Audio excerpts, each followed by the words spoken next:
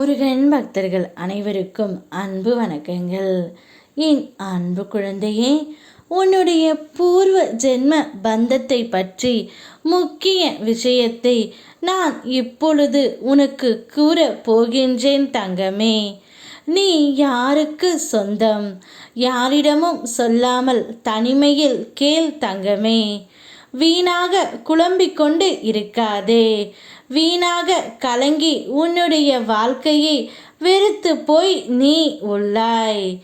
என்ன இந்த வாழ்க்கை என தோன்றும் அளவிற்கு பிரச்சனைகள் சூழ்ந்து உள்ளது என்று நீயாகவே எண்ணுகின்றாய் தங்கமே.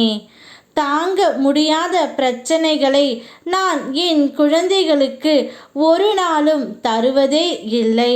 அவ்வளவு கஷ்டம் உனக்கு வந்த போதிலும் நீ இன்று வரை என்னுடைய நாமத்தை தான் உச்சரித்து கொண்டு இருக்கின்றாய் தங்கமே. அதுதான் இந்த அப்பாவின் மகிமை.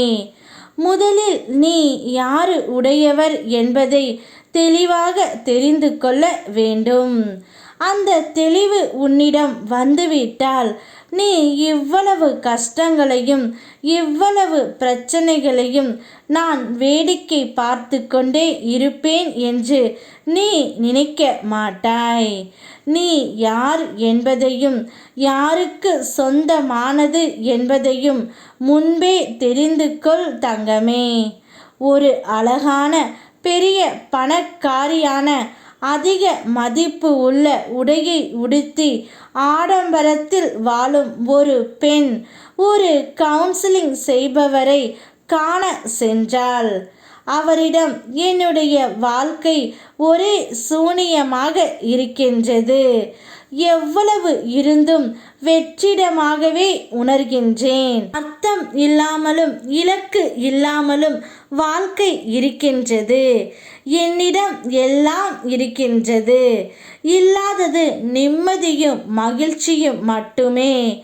என் சந்தோஷத்திற்கு வழி சொல்லுங்கள் என்றால் கவுன்சிலிங் செய்பவர் அவர் அலுவலகத்தை கூட்டிக் கொண்டிருந்த ஒரு பெண்மணியை அழைத்தார். அவர் அந்த பணக்கார பெண்ணிடம், நான் இப்பொழுது பணி பெண்ணிடம் எப்படி மகிழ்ச்சியை வர வளைப்பது என்று சொல்கின்றேன். நீங்கள் குறுக்கே எதுவும் பேசாமல் இருங்கள் என்றாள். பணி பெண்ணோ துடைப்பதை கீழே போட்டுவிட்டு ஒரு நாற்காலியில் அமர்ந்து சொல்லத் தொடங்கினாள். மகிழ்ச்சி என்பது நீ எவ்வளவு மகிழ்ச்சியாக இருப்பதில் வாழ்க்கை இல்லை.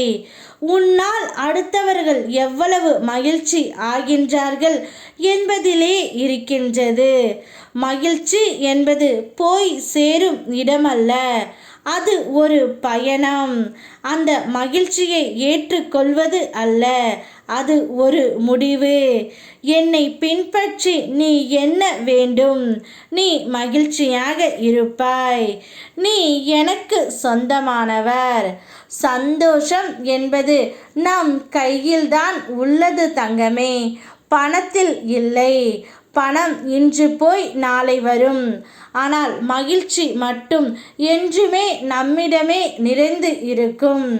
நாம் எவ்வாறு நடந்து கொண்டு மகிழ்ச்சியாக இருக்க வேண்டும் என்பதை நாம் தான் தீர்மானம் செய்ய வேண்டும். முடிந்தவரை அடுத்தவர்களுக்கு உதவி செய். அதன் மூலம் ஒரு மகிழ்ச்சி கிடைக்கும். உன்னால் முடிந்தவரை அடுத்தவர்களுக்கு தானம் செய். அதுவும் ஒரு மகிழ்ச்சி தான் தங்கமே. நிச்சயம் நீ எனக்கு மட்டுமே சொந்தமான பிள்ளை. என்னுடைய பிள்ளைகளுக்கு அனைத்தையும் நான் கொடுப்பேன்.